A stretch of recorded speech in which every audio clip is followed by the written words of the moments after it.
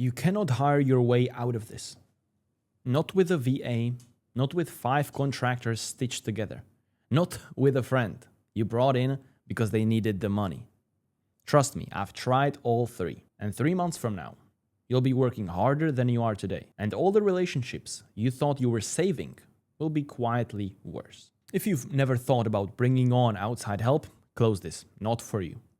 This is for the founder at 20 to 50K a month, who's been told by someone, a guru, a peer, a coach, that the answer is just to delegate so you can scale.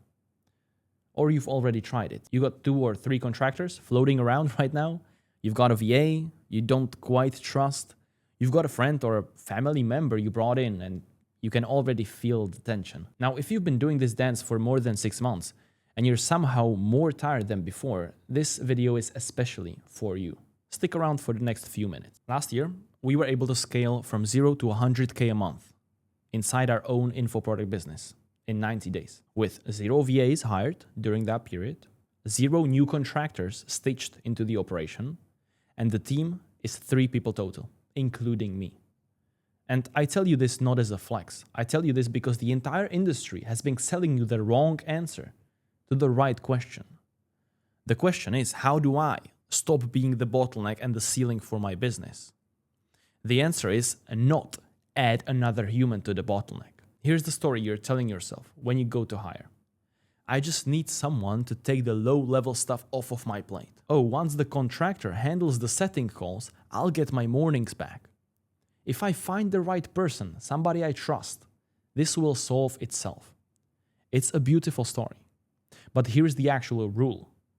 Outside humans don't really take work off of your plate. They redirect the work onto your plate. And what they redirect onto it is heavier than what they took off, usually. I tried every version of this for the last 2.5 years. I had 4 or 5 contractors at any given time, some from Upwork, some from Fiverr, editors, designers, copywriters, someone for final builds, someone for the ads. Every one of them needed onboarding, and every one of them needed feedback. Every one of them did the work at about 60 to 70% of the quality, which meant I'd review it, I'd find a basic mistake, I'd send it back, and I'd spend the evening sitting at my desk wondering, how can they be this dumb? How is this not obvious to them? And it took me embarrassingly long time to figure out the answer. They weren't that dumb. I was. Because I would have hired 5 people into a problem none of them could solve. Because the problem wasn't the labor. They were doing the labor. The problem was that the entire structure required me to be the brain on every output, to review it, to decide on it, to send it back, to decide again. The contractors weren't replacing me. They were generating more work for me to manage. Then I got even brighter idea to bring in someone I knew, my younger brother. He was stuck in a job he didn't love. And I genuinely thought I was being the nice guy, giving him a way out. I would pay him well, hand him a skill that would change his life. And I was going to teach him to do setting calls for my business so that I wouldn't have to call every lead myself. And I was so excited about giving him this opportunity that I didn't notice for weeks that he was basically telling me no the whole time. Just not out loud. He did it for a few weeks, then the excuses started. Then he half committed, and then he stopped. A full month and a half went by. The leads that should have been getting setting calls sat there with nobody contacting them. I was working 14 hours a day already, so I didn't have the bandwidth to step back in. So they just sat there. I'd built a structural failure on top of a structural failure. And the worst part wasn't the wasted month and a half or the cold leads. The worst part is the relationship with my brother got weird after that. I'd offered him something I genuinely thought was generous. He hadn't wanted it, neither of us had said the real thing out loud, and now there was this small piece of awkwardness between us that hadn't been there before. Now, looking back at it, I hadn't been the nice guy. I'd been the guy pushing his younger brother into something he didn't really want, while telling myself I was doing him a great favor. And I've been so wrapped up in my own excitement about solving my business problem with someone I trusted that I missed every single he was sending me, obviously. Now that's what happens when you try to hire your way out of a structural problem. The structural problem doesn't get solved, and you take the relationship cost on top of it. Now, stop for a second with me. I know you just thought, my situation is different, Philip. I'd really be more careful about who I bring in. I would really train them properly. I would build the SOPs first this time. Now, just sit back for a second. You just told yourself that the answer to a structural problem is to do more upfront work alone before you delegate it. That's not the idea of delegation. That's like prepaid maintenance on a system that was never going to scale. Let me show you why none of this actually works. 3 angles. First, the math. A contractor at $15 to $20 an hour needs to remove more than $15 to $20 of your time at your mental capacity to be net positive. Most contractors at that price need 5 to 10 hours a week of your management, onboarding, feedback, rework, decisions. So in week 1, you've already spent more time managing them than they have saved you. The math only works if the contractor is fully autonomous. Fully autonomous requires SOPs that don't exist. SOPs that don't exist yet require you to build them alone at night before you delegate. And you just bought yourself a second job to make the first job slightly less painful. And most likely 18 months from now, 6 months from now, you will have 5, 10 contractors, and you'll be the project manager of an operation that doesn't make any more money than it did when you were just doing the work yourself, from my experience. Second, the structural problem.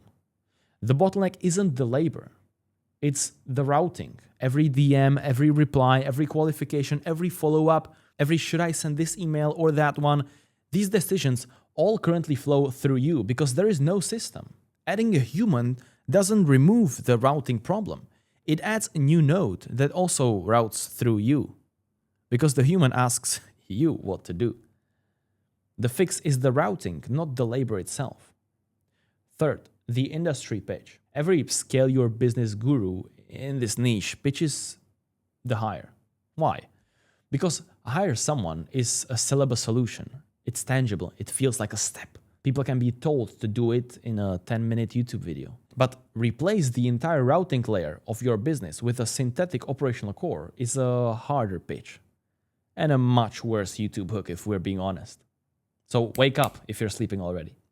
The industry sells you what's sellable, not what works. And you blame yourself, or they actually blame you. Oh, it's not our fault, it's your fault. When the sellable thing doesn't fix the structural thing.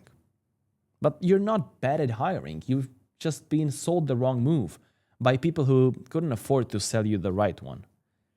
And here's what nobody in this industry is willing to say out loud, because saying it out loud would probably kill their funnel. More humans isn't the solution. Removing the need for humans is the solution. Not completely, but in the places it's necessary.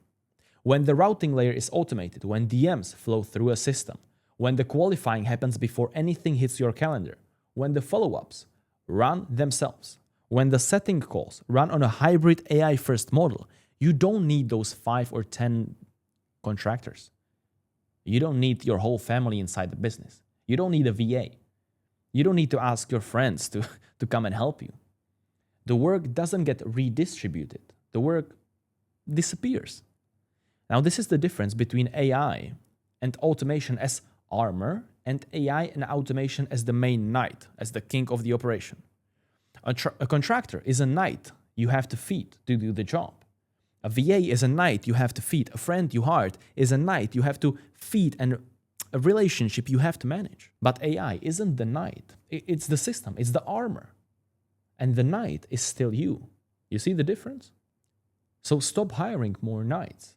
Rather, build the armor with the AI so you can still be the knight and fight the battles that belong to you. Now, truly, do some review for yourself. Open the calendar, look at the past 2 weeks, and find every block. That was training, onboarding, check-in, review, feedback call, or fix what they did wrong, or feedback you were giving to the contractors. Add up the hours.